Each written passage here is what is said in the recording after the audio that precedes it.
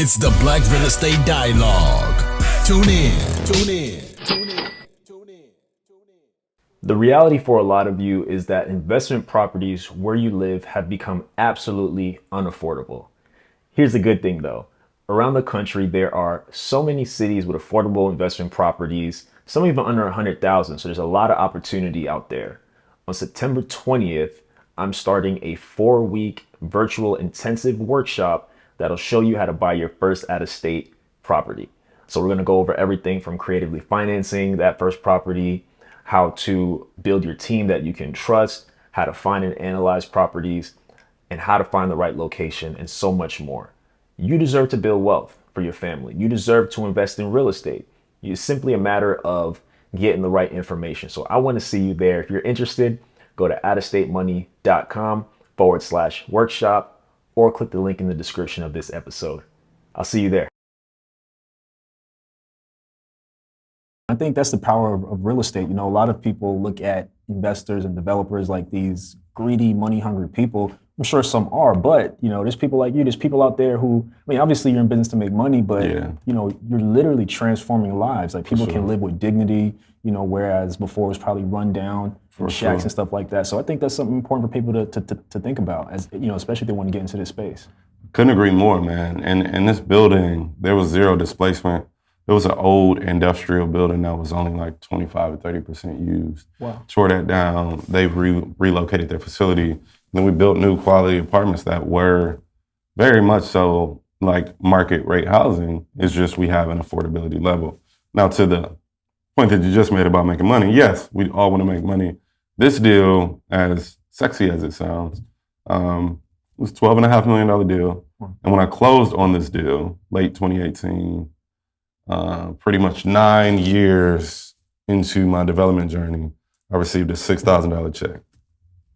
So as much as it looks sexy, I had to forego a lot in order to get that done, just so the gentleman can live there.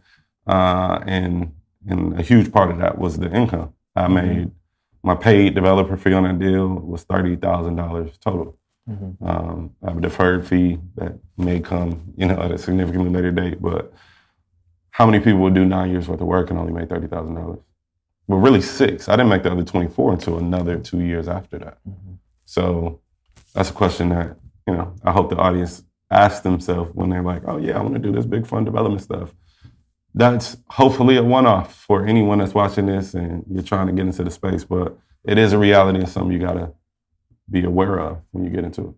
Yeah, definitely. So I want to talk about that a little bit more because, to your point, you know, sometimes you got to start a little bit smaller as far as the money you're taking in, just so you can gain the experience to kind of, I mean, you've gone on to do amazing things since then.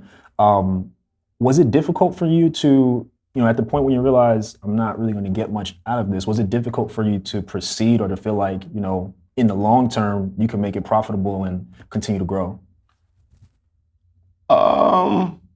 For that deal, I'd say it was difficult to swallow the reality that was setting in, right? When I first was putting my numbers together, it was like a $10 million deal.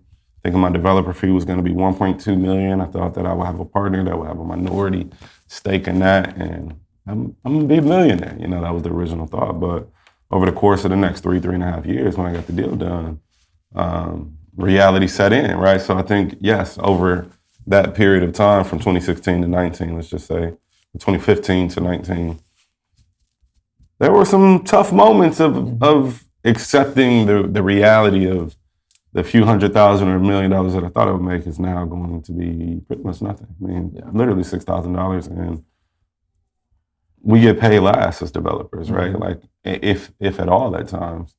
And it was tough, but what I knew with my future deals, I wouldn't do the same things that I did here. I also knew that the resilience and character that I was building by going through that process was going to help me well beyond that period of time. And frankly, I was coming from little to nothing from a monetary perspective anyway. So it's like, okay, I went from nothing to nothing. What's the difference? Like, at least I gained the knowledge, and I'm able to use that to catapult and springboard into other things later. So it was difficult during the moment, but I always had my eyes set on the bigger picture, so it never really fazed me too much. Yeah.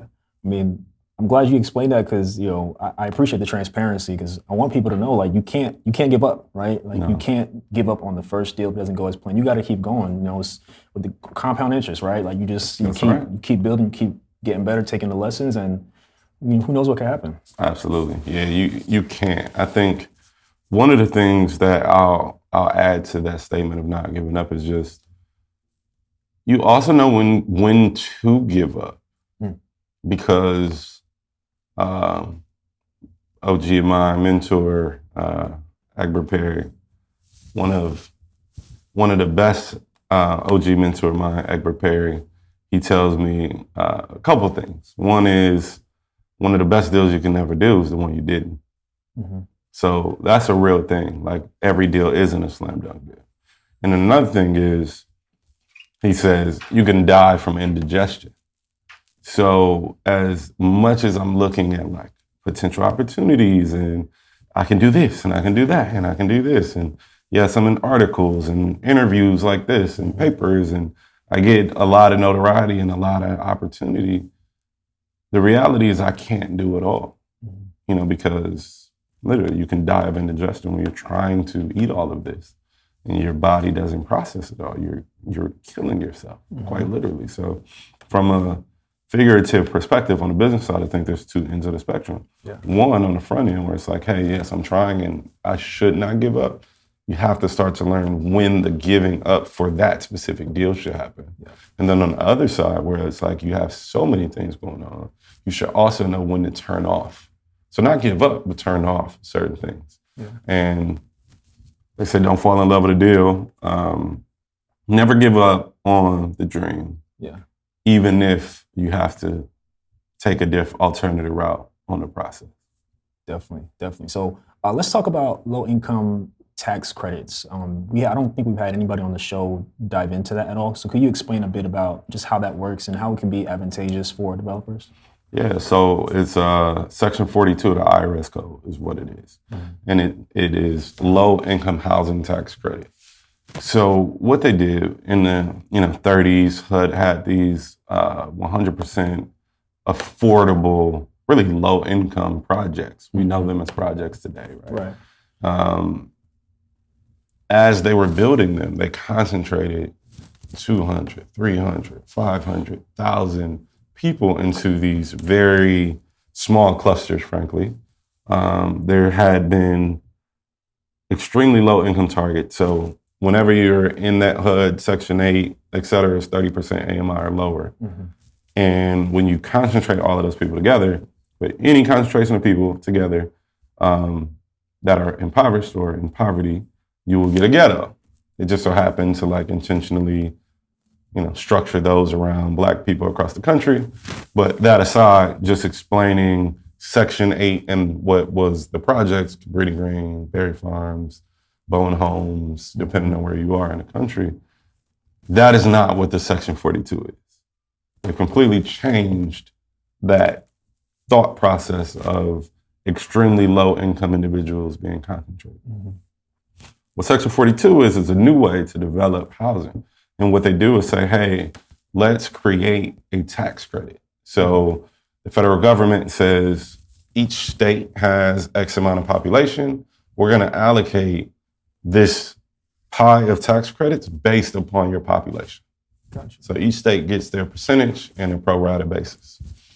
And then the state says, okay, we're going to create a qualified allocation plan, which is a very specific set of rules that govern their tax credit program.